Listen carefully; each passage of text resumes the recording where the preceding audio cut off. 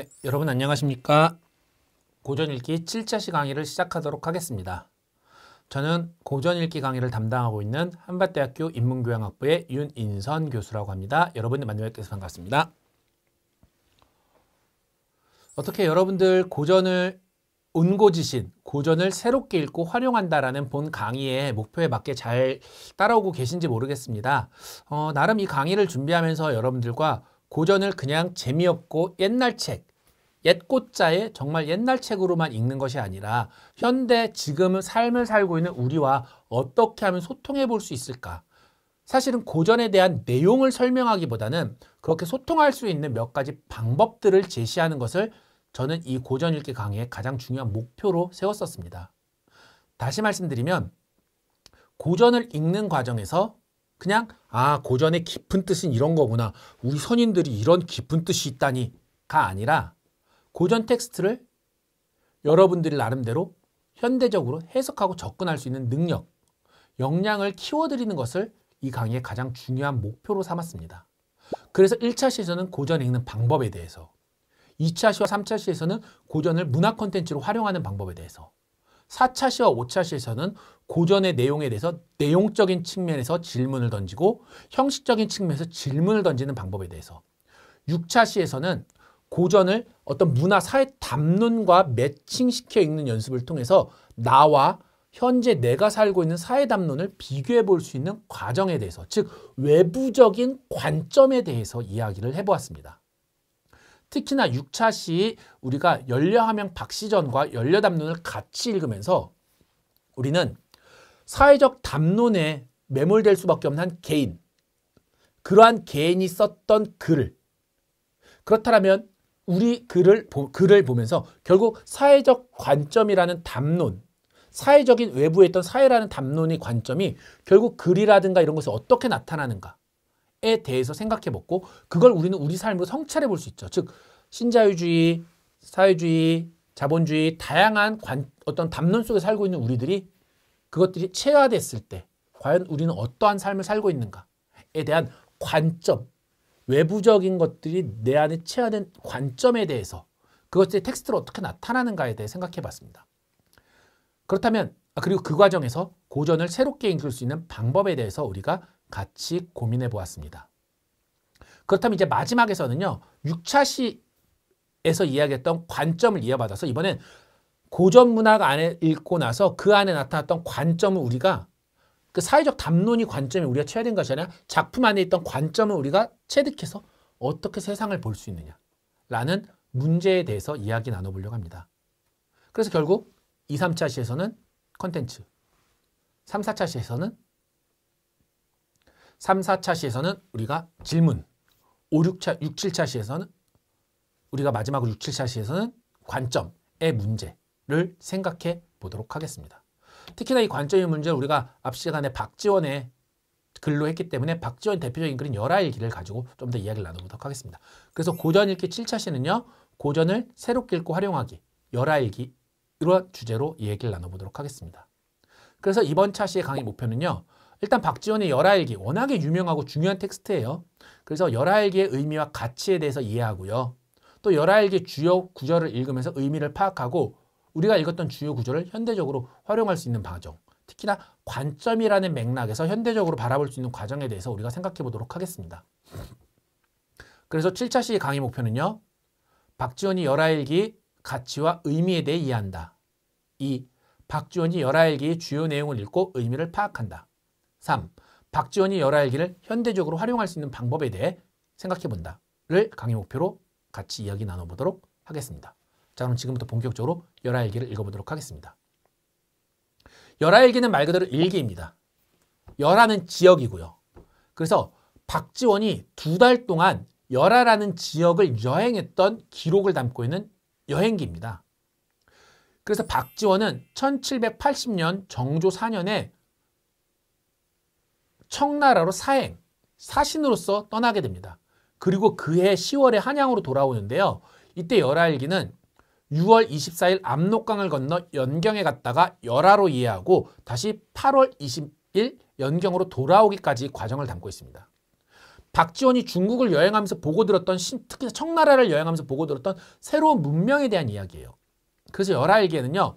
한양을 출발해서 압록강을 건너서 요동에 도착해서 성경을 거쳐 산해관에 갔다 연경에 갔다 열하에 도착하고 연경에 도착하는 즉 한양, 압록강, 요동, 성경, 산해강, 연경, 열하, 연경의 일정을 담고 있는 2달간의 여행기입니다. 이 지도 보이시죠? 이 지도에서는 의지부터 출발해서 박지원이 2달 동안 어떻게 지나가게 됐는지를 잘 나타나고 있습니다. 이거를 사실은 지금 이 지도만 보면 우리가 되게 짧은 기간이다, 짧은 거리다라고 생각할 수 있겠지만 이걸 다 걸어간 거예요. 얼마나 많은 걸 보고 많은 견문을 느꼈을까요? 특히나 당시 청나라는 조선보다 과학이라든가 문명적으로 앞서 있던 나라였습니다. 그런 나라를 가면서 박지원은 무엇을 보고 무엇을 느꼈을까요? 사실적으로 기록했을까요? 어떻게 기록했을까요? 우리 열하일기를 살펴보도록 하겠습니다. 요거는 이제 열하일기에 나타났던 어떤 하나의 중요한 이미지여서 같이 한번 보여드립니다. 열하일기 배경이었던 열하가 어떤 곳이냐라고 잠깐 말씀드려야 될 것 같은데요. 열하는 지금의 북경에서 북동쪽으로 230km 떨어져 있는 지금의 하북성 승덕 지역의 옛 지명입니다. 특히나 열하는 온천이 많고 겨울에도 물이 얼지 않아 열하천이 있어서 열하라는 지명이 생겼어요. 그리고 청나라 때 황제들은 여름에 휴가지로 이용했던 피서산장으로도 유명합니다. 온천 지역이었던 거죠. 그리고 어떤 중국의 어떤 북경 쪽에서 230km 떨어진 지역이고요. 근데 이 열하일기를 평가할 때 가장 중요한 게 이겁니다. 인간과 세계에 대한 호기심을 담고 있다. 열하일기는 크게 압록강을 건너 연경에 도착하고 다시 열하를 다녀온 일정을 일기로 쓴 부분과 그래서 말 그대로 일정에 대한 일기로 작성한 부분과 연경과 열하 등 중국 현지에서 보고 듣고 겪은 여러 가지 일을 주제별로 쓴 부분으로 2파트로 나눠져 있습니다. 즉 일정에 대한 얘기와 주제에 대한 이야기로 나눠져 있어요. 그랬을 때 열하일기의 가장 큰 매력은 누가 뭐래도 문학성입니다. 문학적으로 뛰어난 작품이라는 거죠. 열하일기는 기본적으로 기행문의 형식으로 쓴 일기지만 사실 박지원이 사상, 철학, 가치관, 역사와 사회를 바라보는 시선, 정치가로서의 경륜과 포부, 다양한 학문적 관심과 그의 능력, 거기서 더 나아가서 인간적인 따뜻함과 매력 등이 너무나도 다양하게 담겨져 있는 책입니다. 그래서 나중에라도 기회가 되신다면 여러분들은 열하일기를 꼭 원전 텍스트로 꼼꼼하게 한번 읽어보시길 저는 진심으로 청합니다. 특히나 박지원은 우리나라에서 알아주는 실학자였어요. 그랬던 박지원이 청나라 학자들과 대화 나누는 부분에서는 그의 학문적인 깊이와 능력이 돋보이고요.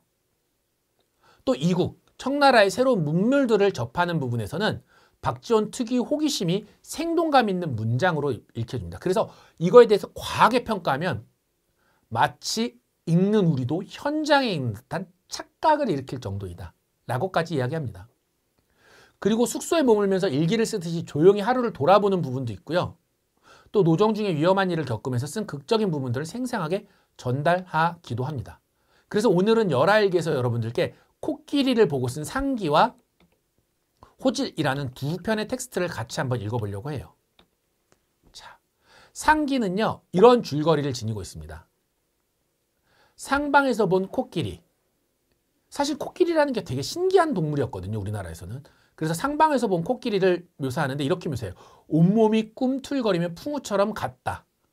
느린 듯 빠르다. 그리고 자기가 옛날 경험을 생각해보니 동해 바닷가에서 본 헛것이 코끼리라고 생각하게 됐다. 근데 이런 코끼리 외양과 그 모순됨을 지목합니다.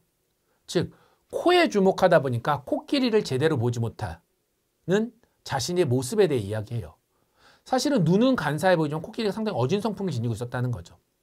그러면서 코끼리가 코를 휘둘러서 호랑이를 죽인 사건을 설명합니다. 이러한 사건을 서술하면서 박지원은 코끼리가 의도한 것은 아니지만 코를 휘두르면 위험하다. 호랑이를 죽일 만큼 강력한 존재가 코끼리이다 라고 이야기를 합니다. 그러면서 마지막으로 코끼리를 통한 논변을 제시해요. 근데 이 코끼리를 통한 논변은 어떤 얘기들이 나오냐 하면은 하늘이 이치가 오묘해서 간단하게 규정짓기가 어렵다. 세상이 만들어질 때 자연스럽게 이루어진다. 세상의 이치가 간단하지 않아 속단하지 말라.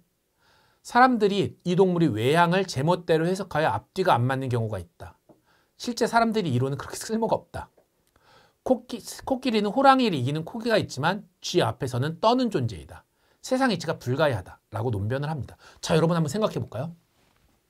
상기는 코끼리를 기록한 건데 처음 본 코끼리를 그냥 보면서 와, 코끼리다 라고 적은 것이 아니라 코에 주목하다 보니까 코끼리 뒷모습을 보지 못했다. 코끼리가 코를 휘둘러 호랑이를 죽일 정도로 강력하지만 쥐 앞에서는 떤다. 그리고 코끼리가 온몸이 풍우처럼 왔다 갔다 한다. 즉 느린데 되게 빠르다. 이런 코끼리에 대한 세밀한 관찰을 통해서 어떤 삶의 이치 4가지를 깨닫습니다. 첫 번째, 하늘의 이치가 오묘하다. 두 번째, 세상이 만들어질 때 자연스럽게 이루어진 것이니 속단하지 말라. 사람들이 동물의 외향을 제멋대로 해석하는데 사실 틀렸다. 코끼리는 호랑이를 이기지만 쥐 앞에서 떠는 양면적인 존재이다. 세상 이치가 이렇게 불가사의하다. 라는 이야기를 합니다. 즉 논변 부분에서는 코끼리를 꼼꼼하고 세밀하게 관찰했던 내용을 바탕으로 이러한 삶의 이치를 얘기하고 있어요. 그러면서 이렇게 얘기하죠. 힘의 강약에서는 호랑이, 코끼리, 쥐지만 우연히 그렇게 된 것이다. 세 사물은 상대적이다. 라는 이야기까지 합니다. 사실은 이 코끼리는요. 연행록, 즉 중국이나 외국의 사신들이 썼던 연행록의 주된 소재였어요. 왜냐하면 상당히 처음 보는 신기한 것이거든요. 그래서 처음에는 단순한 기물, 기이한 사물로서 구경거리로 시작을 하지만 후대 연행론으로 갈수록 점점 코끼리를 관찰하고 구체적으로 보면서 탐문을 통해 복잡한 형상을 서술합니다. 그래서 실제로 조천록이라는 연행록에서는 이렇게 적혀 있어요. 황제가 어전에 나오자 관원들이 할애한 의식, 문마다 코끼리가 지키고 있었다. 6마리 큰 코끼리가 문 밖에서 나눠 서 있는 모양이 기이하고 컸다. 라고 하면서 기이하고 커다랐던 코끼리를 신기하게 우와 하고 바라보는 모습이 나옵니다. 근데 박지원의 글쓰기에서는요. 어때요? 코끼리를 그냥 보이는 대로 보는 것이 아니라 그 이면의 의미, 코끼리를 통해서 어떤 의미를 깨닫죠. 그래서 특히 논변 부분에서 세상의 이치, 외양, 그리고 존재의 양면성과 같은 어떤 우리 가르침, 깨달음을 적고 있습니다. 어쩌면 박지원이 열알기에서 보여준 통찰은 코끼리를 있는 그대로 보는 것이 아니라 다양한 관점을 통해 바라보면서 코끼리는 단순히 힘이 센 존재가 아니라 상대적인 존재이다. 그리고 외양, 코에만 집중하다 보니 다른 외양을 놓쳤는데 그러면 안 된다와 같은 어떤 삶의 깨달음을 얻고 있는 텍스트인 것 같습니다. 그 다음으로 이제 박지원이 열알기에 나타났던 호질. 호질이라는 부분에서는요. 어떠한 줄거리를 지니고 있는지 한번 읽어보도록 하겠습니다. 호질은 이러한 내용이에요. 범은 천하무적이나 범을 잡아먹는 맹용도 많다. 그러나 사람은 맹용은 무서워하지 않고 범을 두려워한다. 라고 하면서 사물이 얼마만큼 상대적인가. 즉 범은 맹용을 무서워하는데 사람은 맹용은 무서워하지 않고 범을 무서워한다. 무엇이 강하고 약하고에 대한 진리는 없다라는 사물의 상대성에 대해 이야기를 합니다. 그리고 또 다른 얘기로 범이 사람을 잡아먹으면 창귀는 굴각이 되고 이홀이 되고 육혼이 되어 범에게 먹을거리로 사람들을 일러 바친다. 라고 이야기를 해요. 이때 굴각이 뿔도 없고 날개도 없고 머리가 까맣고 교대로 걸으며 콧꼬리가 머리에 있는 동물을 추천한다. 라고 하면서 인간 외양이 얼마만큼 재민가, 희화화하는 모습을 나타냅니다. 이홀이 무당과 의원을 추천하나 범은 의원이 의심이 의이고 무당이 무는 속지 말라는 무이다. 라고 하면서 의학과 무당, 즉 의학의 치료와 종교적인 무당 치료를 비판하고 있습니다. 그리고 유콘이 덕이 높은 선비를 추천하자 범이 처음에는 관심을 보이다가 선비의 실체를 알고 비판한, 불쾌한다 라고 하면서 이 부분에서 선비라는 어떤 조선시대 인물, 어떤 군상에 대한 비판적인 시선을 제시하고 있고요. 범이 청렴한 선비를 먹기 위해 북곽선생을 찾아간다. 북곽선생은 이름난 유학자인데 독리자라고 하는 열애와 미래를 즐기고 있었다. 독리자의 5 아들이 방 안에서 북곽선생의 목소리를 들었다. 아들들은 여우가 북곽선생으로 중갑했다고 여기고 안방으로 들이닥쳤다. 북곽선생은 급하게 도망치면서 사람들이 자신을 알아볼까 두려워 다리 하나를 들어 목에 걸고 귀신처럼 춤추면서 문을 빠져나갔다. 북곽선생이 도망가다가 들판이 똥구덩이에 빠졌다. 북곽선생이 구덩이 밖으로 나오나 호랑이가 보고 북곽선생을 꾸짖는다. 북곽선생은 호랑이의 아첨을 떤다가 정신을 차리니 아침이 되었다. 연신 굽신거리는 북곽선생을 본 농부가 북곽선생에게 왜 그러냐고 묻자 북곽선생은 여전히 덕 있는 선비인 척 이렇게 한다 라는 얘기예요. 이게 호질의 기본적인 줄거리입니다. 호질이라는 건 기본적으로 호랑이가 꾸짖는다는 얘기거든요. 그랬을 때 이 호질에서는 주로 어떤 얘기를 하느냐, 사물이 상대적이고 어떤 선비 위선적인 것에 대한 비판적인 시선을 보이는데, 호질의 주요 얘기들을 통해서 생각해 볼 수 있는 것들을 한 9가지 정도로 정리해 보면 이렇습니다. 첫 번째, 범이 성품이 악하면 사람이 성품도 악하고 범이 성품이 선하면 사람이 성품도 선하다. 두 번째, 오륜과 사강은 나쁜 짓을 막는데 아무런 역할을 하지 못한다. 범이 차라리 성품이 어질고 범이도는 공명정대하다. 세 번째, 인간은 자신에게 은혜를 끼친 짐승을 함부로 잡아먹는다. 네 번째, 인간은 야비하고 잔인한 짓을 일삼는다. 다섯 번째, 하늘이 명령한 바로 본다면 범이든 사람이든 만물의 하나일 뿐이다. 모든 생명체는 함께 길러지는 것이며 서로 어그러져서는 안 된다. 여섯 번째, 선악으로 판별한다면 인간은 천지의 큰 도둑이고 인의를 해치는 큰 도적이다. 일곱 번째, 인간은 짐승보다 훨씬 더 남을 해치고 자기들끼리 서로를 잡아먹는다. 여덟 번째, 범은 남을 원망하거나 미워하지 않고 하늘이 도에 순종하며 살아가므로 지극히 의롭다. 아홉 번째, 인간은 인자하지 못하다. 수많은 함정을 만들어 죽이고 무기를 만들어 포악함을 드러내며 붓으로 남을 해친다. 인간은 가장 잔혹하게 서로를 잡아먹는 존재이다. 라고 호질에서는 호랑이가 인간을 꾸짖고 있어요. 이러한 모습을 통해서 박지호는 유학자 집단에 대한 풍자와 통렬한 비판을 나타내고 있습니다. 유학자들이 얼마만큼 조금 부족했는가에 대한 비판을 보이는 거죠. 그리고 박지호는 유학자들이 세상을 오염시킨 주범이고 세상을 왜곡시킨 장본인이라고 생각을 해요. 그러면서 특히 조선은 선비들이 우물안 개구리처럼 견문이 적어서 편견과 선입견이 정말 가득한 존재들이다 라고 말을 합니다.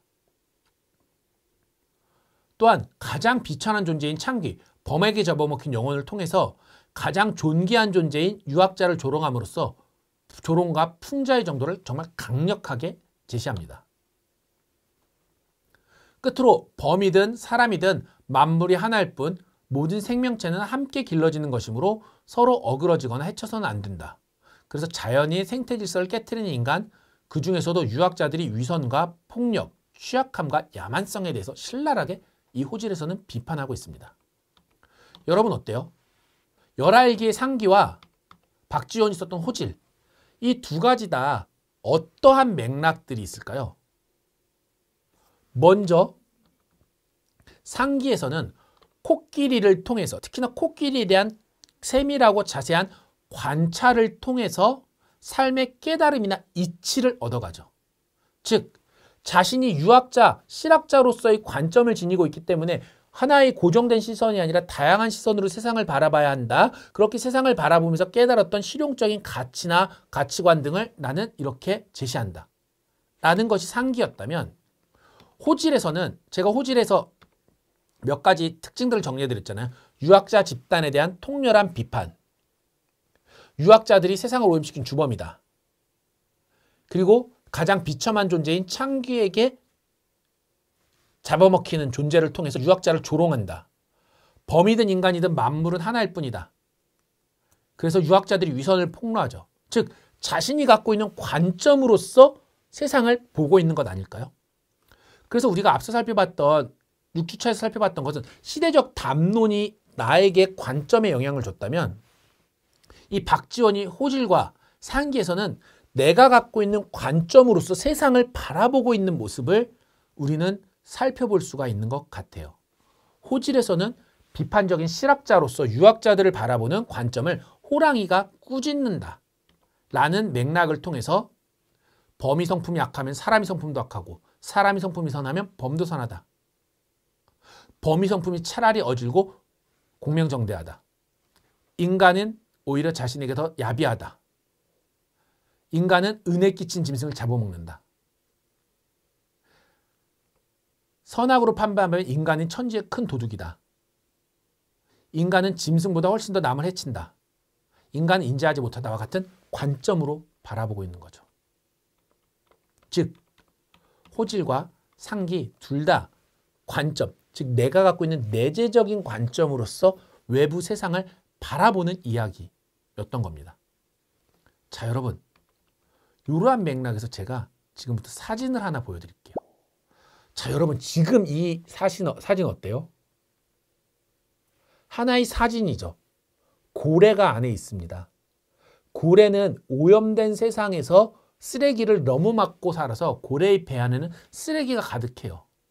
근데 우리가 실제로 바라보는 건 요 프레임만 본다면, 이 사진 속에, 그림 속에 있는 작은 프레임만 본다면 우리는 고래가 힘든 걸 볼까요? 아니면 고래가 즐겁게 수영하고 있다고 볼까요?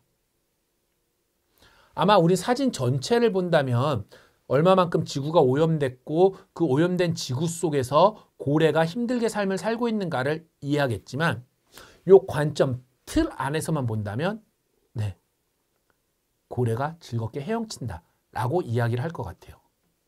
즉 어떤 관점에서 세상을 바라보느냐에 따라서 세상은 다르게 보이는 것 같습니다. 또 하나의 사진 잠깐 보여드릴게요.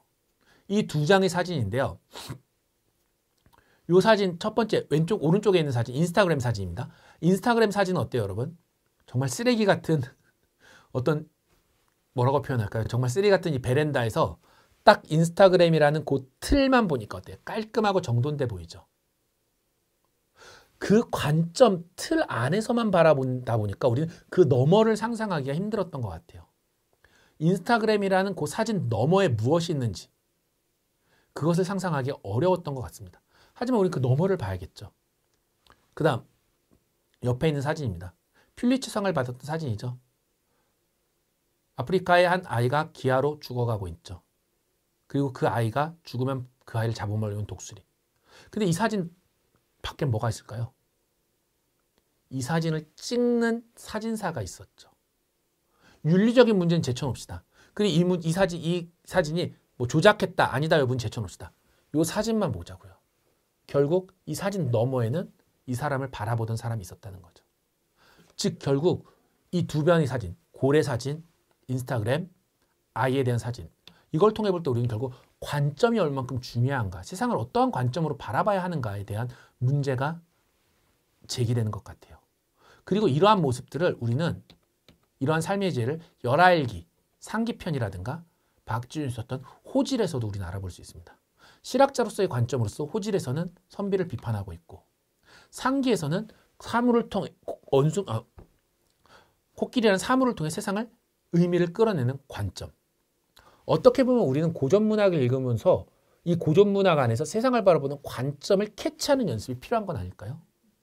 그래서 우리가 6주차에서는 사회적 담론이 어떻게 영향을 줬는가에 대해 안다면 우린 7주차 수업에서는 우리가 결국 고전문학을 통해서 현대와 소통한다고 얘기했을 때 문학작품 안에서 세상을 바라보는 관점, 실학자로서의 박지원의 관점이 이랬구나. 양반을 비판하는 어떤 실학자로서 박지원이 이런 관점을 지니고 있구나 라는 걸 이해하고 그러한 관점으로 우리도 한번 세상을 바라보는 연습을 해볼 수 있지 않을까요? 그것이 어쩌면 우리가 고전을 읽고 단순히 컨텐츠를 만드는 것뿐만 아니라 고전을 살아갈 수 있는 방식이 아닐까라고 생각해 볼 수 있을 것 같습니다. 그래서 우리는 7차 시 강의를 통해서 1차 시에서는 고전에 대한 이해와 독서 방법, 2차 시와 3차 시에서는 고전을 컨텐츠화하는 방법, 4차 시와 5차 시에서는 고전을 질문 던지는 방법, 내용에 대한 질문과 형식에 대해 질문을 던지면서 읽는 방법, 6차 시와 7차 시에서는 관점의 문제로서 담론이 나에게 영향, 사회문화적 담론이 나에게 영향을 주는 방법, 그리고 내가 고전 문학 안에서 어떤 특정한 관점을 캐치하고 그 관점으로 세상을 보는 방법에 대해서 같이 이야기 나눠봤습니다. 저는 여러분들께 이 강의 안에서 3가지 고전 문학을 새롭고 깊이 있게 읽는 관점을 소개해드렸어요. 자, 그럼 이제 여러분들이 하실 일은 이러한 관점을 통해서 다양한 텍스트를 읽고 한번 살아있는 고전을 느껴보는 것은 아닐까 싶습니다. 그런 삶으로 여러분들 이 강의 마치고 여러분들이 그러한 고전과 함께하는 삶을 살아가기를 응원하겠습니다. 여러분 수고 많이 하셨고 다음에 기회가 된다면 다른 강의에서 찾아뵙도록 하겠습니다. 여러분 수고 많이 하셨습니다. 감사합니다.